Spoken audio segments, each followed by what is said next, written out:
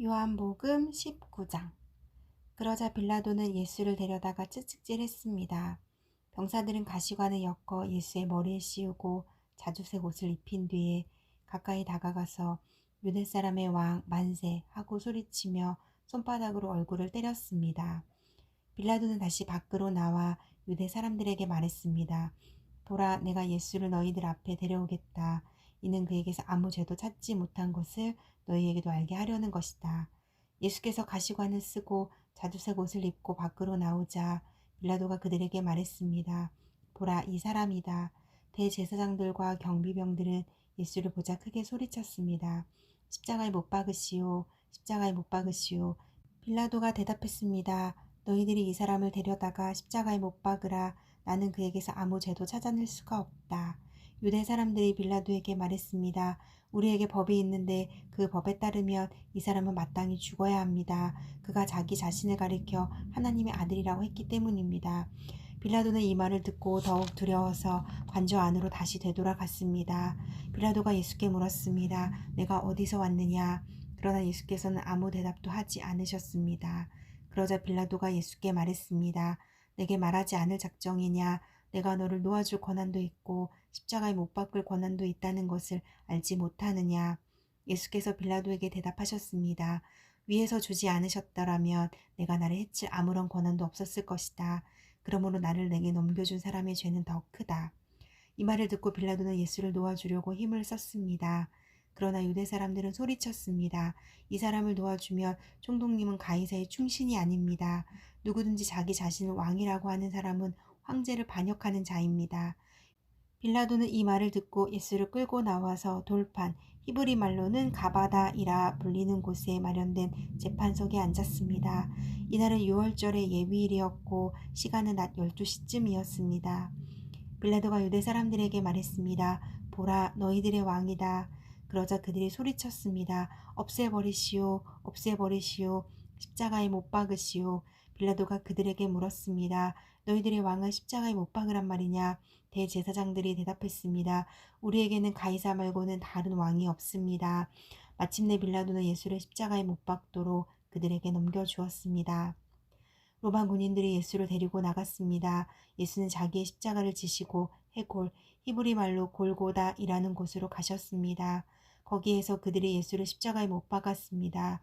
그리고 다른 두 사람도 예수의 양쪽에 각각 한 사람씩 못 박았습니다. 빌라도는 또한 명패도 써서 십자가 위에 붙였습니다. 그 명패에는 유대 사람의 왕 나사렛 예수라고 쓰여 있었습니다. 예수께서 십자가에 못 박히신 곳이 예루살렘 성 가까이에 있었습니다. 또 그 명패가 히브리어와 라틴어와 그리스어로 각각 쓰였기 때문에 많은 유대 사람들이 이 명패를 읽었습니다. 그러자 유대 사람의 대제사장들이 빌라도에게 말했습니다. 유대 사람의 왕이라 쓰지 말고 자칭 유대 사람의 왕이라고 써 주십시오. 빌라도가 대답했습니다. 나는 내가 쓸 것을 썼다. 군인들은 예수를 십자가에 못 박고 예수의 옷을 넷으로 나눠 각각 하나씩 갖고는 속옷까지 가져갔습니다. 이 속옷은 이음새 없이 위에서 아래까지 통으로 짠 것이었습니다. 그들이 서로 말했습니다. 이것을 찢지 말고 누가 가질지 제비를 뽑자. 이것은 성경 말씀을 이루려는 것이었습니다. 그들이 내 겉옷을 나눠 가지고 내 속옷을 놓고 제비를 뽑았다. 예수의 십자가 곁에는 예수의 어머니와 이모 글로바의 아내 마리아와 막달라 마리아가 서 있었습니다. 예수께서는 자기의 어머니와 그 곁에 사랑하는 제자가 서 있는 것을 보시고 어머니에게 말씀하셨습니다. 어머니 보십시오. 당신의 아들입니다. 그리고 그 제자에게는 보아라 내 어머니다 라고 말씀하셨습니다. 그때부터 그 제자는 예수의 어머니를 자기 집에 모셨습니다. 이후에 예수께서 모든 것이 이루어진 것을 아시고 성경을 이루려고 말씀하셨습니다. 내가 목마르다. 거기 신 포도주가 담긴 그릇이 있어서 그들은 해면에 포도주를 흠뻑 적신 후 옷을 조 줄기에 매달아 올려 예수의 입에 갖다 대었습니다. 예수께서 신 포도주를 받으시고 말씀하셨습니다. 다 이루었다. 그리고 예수께서는 머리를 떨구시고 숨을 거두셨습니다. 그날은 예비일이었고 그 다음 날은 특별한 안식일이었습니다. 유대 사람들은 안식일에 시체를 십자가에 매달아 두고 싶지 않았기 때문에 빌라도에게 시체의 다리를 꺾어서 내려달라고 요구했습니다. 그래서 로마 군인들이 와서 예수와 함께 십자가에 달린 한 사람의 다리를 꺾었고 뒤이어 다른 사람의 다리를 꺾었습니다. 그러나 예수께 와서는 이미 죽으신 것을 보고 다리를 꺾지 않았습니다. 대신에 그중 한 군인이 창으로 예수의 옆구리를 찔렀습니다. 그러자 피와 물이 쏟아져 나왔습니다. 이는 그 일을 본 사람이 증언한 것입니다. 그의 증언은 참되며 그는 자신의 말이 진실하다는 것을 알고 있습니다. 그는 여러분도 믿게 하려고 증언하는 것입니다. 이런 일이 일어난 것은 그 뼈가 하나도 꺾이지 않을 것이다 라고 한 성경을 이루려는 것이었습니다. 또 다른 성경에서도 말했습니다. 그들은 자기들이 찌른 사람을 쳐다보게 될 것이다. 이 일이 있은 후 아리마대 사람 요셉이 빌라도에게 예수의 시신을 내어달라고 간청했습니다. 요셉은 예수의 제자이면서도 유대 사람이 지도자들이 두려워 그 사실을 숨기고 있었습니다. 빌라도가 허락하자 요셉은 가서 예수의 시신을 내렸습니다. 또 전에 밤중에 예수를 찾아갔던 니고데모도 몰약에 침향 섞은 것을 100리트라 정도 가져왔습니다. 이 두 사람은 예수의 시신을 모셔다가 유대 사람의 장례 관례에 따라 향품과 함께 고운 삼배로 쌌습니다. 예수께서 십자가에 못 박히신 곳에 동산이 있었는데 그 동산에는 아직 사람을 매장한 일이 없는 새 무덤이 하나 있었습니다.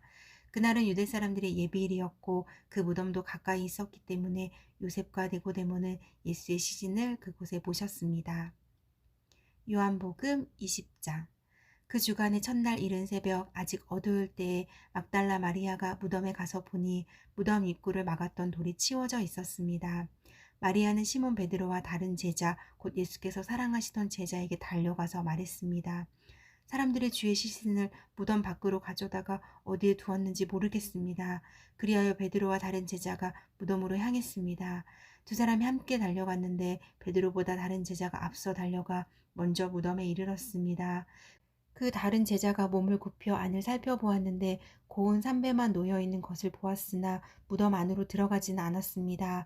그때 뒤따라온 시몬 베드로가 도착해 무덤 안으로 들어갔습니다. 그가 들어가 보니 고운 삼배가 놓여있고 예수의 머리를 감쌌던 수건은 고운 삼배와 함께 있지 않고 따로 개켜져 있었습니다. 그제야 무덤에 먼저 도착한 그 다른 제자도 안으로 들어가서 보고 믿었습니다. 그들은 아직도 예수께서 죽은 사람 가운데서 살아나야 한다는 성경을 깨닫지 못하고 있었습니다. 그러고 나서 제자들은 자기들의 집으로 돌아갔습니다. 그러나 마리아는 무덤 밖에 서서 울고 있었습니다. 마리아가 울다가 몸을 굽혀 무덤 안을 들여다보니 흰옷을 입은 두 천사가 예수의 시신이 있던 자리에 앉아 있었는데 한 천사는 머리맡에 또 다른 천사는 발치에 있었습니다. 천사들이 마리아에게 물었습니다. 여인아, 왜 울고 있느냐? 마리아가 천사들에게 대답했습니다. 사람들이 내 주를 가져다가 어디에 두었는지 모르겠습니다. 이 말을 한 후 마리아가 뒤를 돌아보았을 때 예수께서 거기 서 계셨습니다. 그러나 마리아는 그분이 예수이신 줄을 깨닫지 못했습니다. 예수께서 마리아에게 말씀하셨습니다. 여인아, 왜 울고 있느냐? 내가 누구를 찾고 있느냐? 마리아는 그 사람이 동산지기인 줄 알고 말했습니다. 주여, 당신이 그분을 옮겨 놓았거든 어디에다 두었는지 말해 주십시오. 그러면 내가 그분을 모셔가겠습니다. 예수께서 마리아에게 마리아야 하시자 마리아가 돌아서서 히브리어로 라보니 하고 말했습니다. 이 말은 선생님이라는 뜻입니다. 예수께서 마리아에게 말씀하셨습니다. 나를 만지지 마라. 내가 아직 아버지께 올라가지 못했다. 너는 내 형제들에게 가서 내가 내 아버지 곧 너희 아버지 내 하나님 곧 너희 하나님께로 올라갈 것이다 라고 말하여라. 막달라 마리아는 제자들에게 가서 주를 보았다는 것과 예수께서 자기에게 하신 말씀을 전해 주었습니다. 그날 곧 그 주간의 첫날 저녁에 제자들은 유대 사람들을 두려워해 문들을 걸어 잠그고 모여 있었습니다. 그때 예수께서 오셔서 그들 가운데 서서 말씀하셨습니다. 너희에게 평강이 있을지어다. 이렇게 말씀하신 뒤 예수께서는 제자들에게 자신의 손과 옆구리를 보여주셨습니다. 그러자 제자들은 주를 보고 기뻐했습니다. 예수께서 제자들에게 다시 말씀하셨습니다. 너희에게 평강이 있을지어다. 아버지께서 나를 보내신 것처럼 나도 너희를 보낸다. 이 말씀을 하시고 나서 제자들을 향해 숨을 내쉬며 말씀하셨습니다. 성령을 받으라. 만일 너희가 누구의 죄든지 용서하면 그 죄는 사함받을 것이요 용서하지 않으며 그 죄는 그대로 있을 것이다. 12 제자 중 하나인 디두모라 불리는 도마는 예수께서 오셨을 때에 제자들과 함께 있지 않았습니다. 그래서 다른 제자들이 그에게 우리가 주를 보았소 하고 말했으나 도마는 그들에게 내가 내 눈으로 그분의 손에 있는 못자국을 보고 내 손가락을 그 못자국에 넣어보며 내 손을 그분의 옆구리에 넣어보지 않는 한 나는 믿을 수 없소 하고 말했습니다. 8일 후에 예수의 제자들이 다시 그 집에 모였고 도마도 그들과 함께 거기 있었습니다. 문이 잠겨 있었는데 예수께서 들어와 그들 가운데 서서 말씀하셨습니다. 너희에게 평강이 있을지어다. 그러고 나서 예수께서 도마에게 말씀하셨습니다. 내 손가락을 이리 내밀어 내 손을 만져 보고 내 손을 내밀어 내 옆구리에 넣어 보아라. 그리고 믿음 없는 사람이 되지 말고 믿는 사람이 되라. 도마가 예수께 대답했습니다. 내 주이시며 내 하나님이십니다. 그러자 예수께서 도마에게 말씀하셨습니다. 너는 나를 보았기 때문에 믿느냐? 보지 않고도 믿는 사람은 복이 있다. 이 책에는 기록되지 않았지만 예수께서는 제자들 앞에서 다른 많은 표적들을 행하셨습니다. 그러나 이것들이 기록된 목적은 여러분들로 하여금 예수가 그리스도이시며 하나님의 아들이심을 믿게 하고 또 믿어서 예수의 이름으로 생명을 얻도록 하기 위함입니다. 요한복음 21장. 그 후 예수께서는 디베라 바다에서 제자들에게 다시 자신을 나타내셨는데 그 나타내심은 이러합니다. 시몬 베드로, 디두모라고 하는 도마, 갈릴리 가나 사람인 나다나엘, 세베대의 2 아들들, 그리고 다른 2 제자가 함께 있었습니다. 시몬 베드로가 그들에게 나는 물고기를 잡으러 가겠소 하고 말하자 그들이 우리도 같이 가겠소 하고 말했습니다. 그들은 나가서 배를 탔습니다. 그러나 그날 밤 그들은 물고기를 한 마리도 잡지 못했습니다. 날이 밝아올 무렵 예수께서 바닷가에 서 계셨으나 제자들은 그분이 예수이신 줄 알아보지 못했습니다. 예수께서 제자들에게 얘들아 물고기를 좀 잡았느냐 하고 물으시자 그들은 한 마리도 잡지 못했소 라고 대답했습니다. 예수께서 제자들에게 말씀하셨습니다. 그물을 배 오른편에 던져보라. 그러면 물고기가 잡힐 것이다. 제자들이 그물을 배 오른편에 던지자 물고기가 너무 많이 걸려 그물을 배 안으로 들어 올릴 수가 없었습니다. 예수께서 사랑하시던 제자가 베드로에게 말했습니다. 주이시다. 시몬 베드로는 주이시다라는 말을 듣자마자 벗어두었던 겉옷을 몸에 걸치고 물로 뛰어들었습니다. 그러나 다른 제자들은 배를 탄 채 물고기가 가득한 그물을 끌면서 배를 저어 육지로 나왔습니다. 배가 바닷가에서 약 200규빗 정도밖에 떨어져 있지 않았기 때문입니다. 제자들이 육지에 도착해서 보니 숯불을 피워 놓았는데 숯불 위에는 생선이 놓여 있었고 빵도 있었습니다. 예수께서 제자들에게 말씀하셨습니다. 너희가 방금 잡은 생선을 좀 가져오라. 시몬 베드로가 배에 올라 그물을 육지로 끌어내렸습니다. 그물 안에는 큰 물고기가 153마리나 들어 있었습니다. 물고기가 이렇게 많았는데도 그물은 찢어지지 않았습니다. 예수께서 제자들에게 말씀하셨습니다. 와서 아침을 먹으라. 다들 그분이 주이신 줄 알고 있었기 때문에 제자들 중 감히 그분께 누구십니까? 라고 묻는 사람이 없었습니다. 예수께서 오셔서 빵을 가져다가 제자들에게 나눠주셨고 이와 같이 생선도 주셨습니다. 예수께서 죽은 사람들 가운데서 살아나신 뒤 제자들에게 나타나신 것이 이것이 3번째였습니다. 그들이 아침 식사를 끝마치자 예수께서 시몬 베드로에게 말씀하셨습니다. 요한의 아들 시몬아, 내가 이 사람들보다 나를 더 사랑하느냐? 베드로가 말했습니다. 예, 주여, 제가 주를 사랑하는 것을 주께서 아십니다. 예수께서 베드로에게 말씀하셨습니다. 내 어린 양 떼를 먹여라. 예수께서 베드로에게 다시 말씀하셨습니다. 요한의 아들 시몬아, 내가 나를 사랑하느냐? 베드로가 예수께 대답했습니다. 예, 주여, 제가 주를 사랑하는 것을 주께서 아십니다. 예수께서 베드로에게 말씀하셨습니다. 내 양떼를 쳐라. 예수께서 베드로에게 3번째로 말씀하셨습니다. 요한의 아들 시몬아, 내가 나를 사랑하느냐? 예수께서 3번째 내가 나를 사랑하느냐 하고 물으시자 베드로가 근심하며 말했습니다. 주여, 주께서는 모든 것을 아십니다. 제가 주를 사랑하는 것을 주께서 아십니다. 예수께서 베드로에게 말씀하셨습니다. 내 양떼를 먹여라. 내가 진실로 진실로 내게 말한다. 내가 젊어서는 스스로 옷 입고 원하는 곳으로 다녔지만 늙어서는 남들이 내 팔을 벌리고 너를 묶어 내가 원하지 않는 곳으로 너를 끌고 갈 것이다.